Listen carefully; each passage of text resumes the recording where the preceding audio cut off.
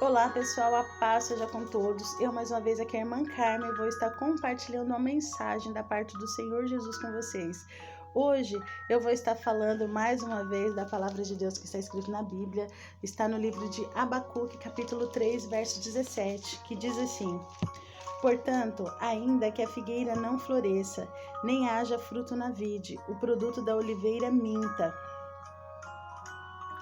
e nos campos não produzam mantimentos, as ovelhas da malhada sejam arrebatadas, e nos currais não haja vacas. Todavia eu me alegrarei no Senhor, exultarei no Deus da minha salvação. Jeová, o Senhor é a minha força.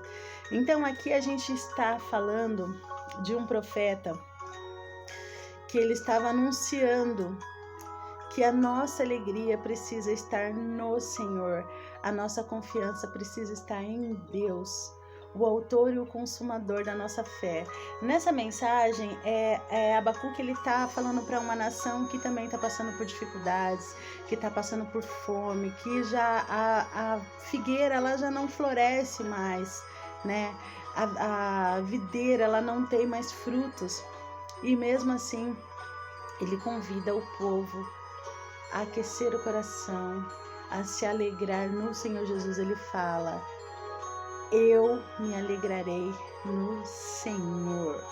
Então esse é um segredo bíblico, né? A nossa alegria precisa estar em Deus, não é na situação, não é na circunstância, não é no que a gente está vendo, não. Um cristão, ele vive pela fé. O ânimo de um cristão está na palavra de Deus, e a gente tem visto, né, muitas coisas acontecendo. A gente vê lá no livro de 1 João, quando ele fala que o amor de muitos esfriaria. A gente nunca viveu um tempo em que a gente sentisse tanto essa frieza no coração. As pessoas, assim, elas se alegram, assim, a alegria das pessoas é malhar alguém, é se segurar as pedras, é atirar as pedras, né? E a gente não vê mais aquele envolvimento amoroso de uns com os outros, as pessoas serem mais acolhedoras, mais amorosas, mais amáveis, não. A gente encontra pessoas que se alimentam do mal. Se alguém tiver algo contra alguém, e aí ela vai juntando aquilo, vai falando mais mal, vai levando aquela má notícia até que contamine toda, para que aquela pessoa seja apedrejada, seja, tratada assim de uma maneira assim bem de exclusão mesmo, né? A gente encontra isso até dentro das próprias igrejas. Então, irmãos, eu vou informar vocês que a nossa alegria está no Senhor. Ela precisa estar no Senhor. A gente precisa voltar ao primeiro amor, a gente precisa voltar a amar os nossos irmãos, a gente precisa voltar a ter comunhão uns com os outros, né? E Deus, ele tem um propósito, ele quer transformar o nosso interior, ele quer que a gente possa se voltar para ele, porque se a gente se voltar para ele, a gente vai encontrar tudo o que a gente precisa. A gente vai encontrar consolo, a gente vai encontrar segurança, a gente vai encontrar força, a gente vai encontrar prosperidade. E há tempos para todas as coisas debaixo do céu, como diz no livro de Eclesiastes, né? E a gente precisa aceitar os tempos de Deus, né? Aceitar o tempo de se alegrar, aceitar o tempo de chorar, de abraçar, de deixar de abraçar. Deus, ele tem um tempo perfeito para tudo. Mas aqui no livro de 1 João é muito interessante que ele já vem anunciando a falta de amor, né? Então ele fala: filhinhos, no capítulo 2 de 1 João. Filhinho, escrevo para que não pequeis, e se alguém pecar, temos um advogado para com o Pai, Jesus Cristo, o justo. E ele é a apropriação pelos nossos pecados, e não somente pelos nossos, mas também de todo mundo. Então a gente tem que entender que Jesus, ele é justo. Ele não pode justificar a gente quando ele tem certeza que a gente está em pecado, que a gente fez o errado e não há arrependimento no nosso coração.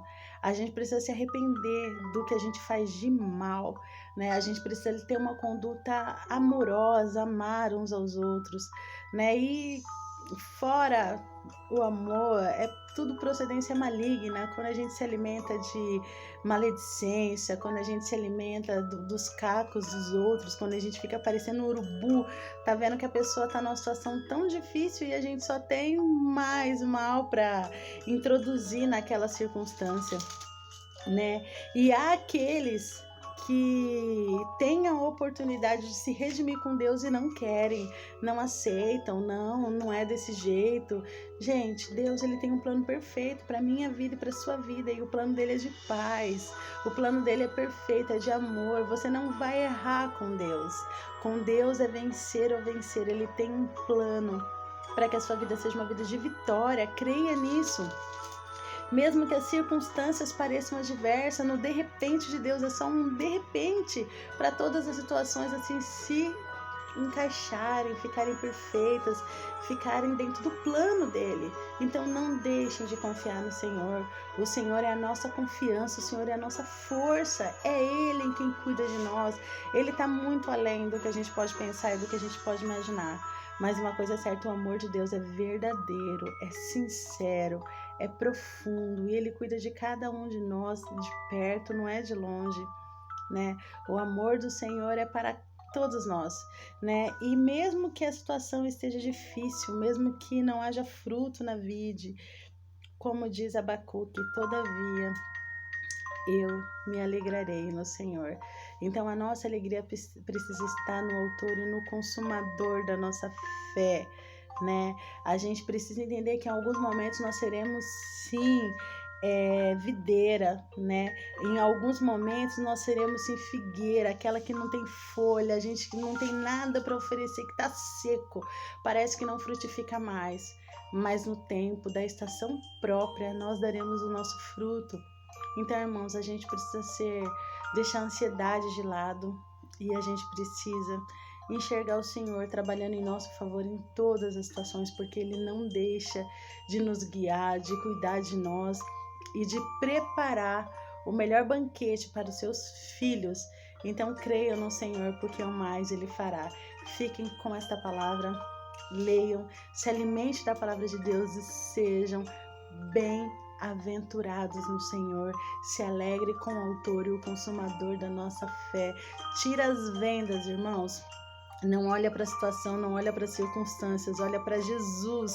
Ele é que vai fazer com que você atravesse as tempestades e você consiga chegar do outro lado vivo e em bom estado e feliz. Deus tem um plano de felicidade para a sua vida. Que Deus possa te abençoar. Não deixem de confiar nesse Deus Todo-Poderoso e a paz seja com todos. Irmãos, que Deus te abençoe e te guarde, em nome de Jesus.